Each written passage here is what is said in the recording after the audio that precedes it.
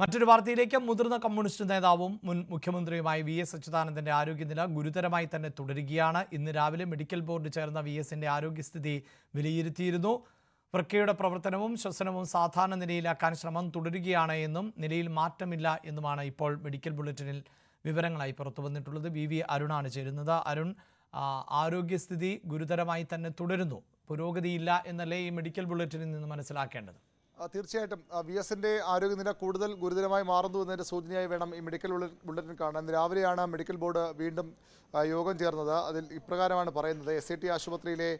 SUT ആശുപത്രിയിലെ തീവ്രപരിചരണ വിഭാഗത്തിൽ പ്രവേശിക്കപ്പെട്ട മുൻ മുഖ്യമന്ത്രി വി.എസ്. അച്യുതാനന്ദന്റെ നില മാറ്റമില്ലാതെ തുടരുന്നു. വിവിധ ജീവൻ രക്ഷാ ഉപകരണങ്ങളുടെ സഹായത്തോടെയാണ് അദ്ദേഹത്തിന്റെ ശ്വസനവും രക്തസമ്മർദ്ദവും വൃക്കകളുടെ പ്രവർത്തനവും സാധാരണ നിലയിലാക്കാൻ വിദഗ്ധ ഡോക്ടർമാരടങ്ങിയ മെഡിക്കൽ സംഘം ശ്രമിച്ചു വരുന്നു. ഇന്നലെ വൈകിട്ടോടുകൂടി അദ്ദേഹത്തിന്റെ ഡയാലിസിസ് കൂടി ആരംഭിച്ചിരിക്കുന്നു. വി.എസ്. അച്യുതാനന്ദന് ക്രിയാറ്റിൻ ലെവലൊക്കെ വളരെ കൂടുതലെന്നാണ് ഡോക്ടർമാർ പറയുന്നത്.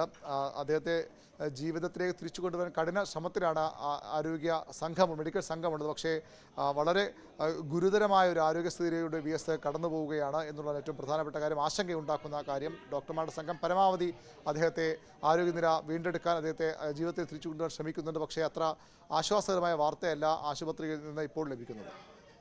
വി.എസ്. അച്യുതാനന്ദന്റെ നില ഗുരുതരമായി തന്നെ തുടരുകയാണ്. ഏതെങ്കിലും തരത്തിലുള്ള പുരോഗതിയില്ല എന്നുള്ളതാണ് ഏറ്റവും ഒടുവിലായി പുറത്തു വന്നിട്ടുള്ള മെഡിക്കൽ ബുള്ളറ്റിൻ.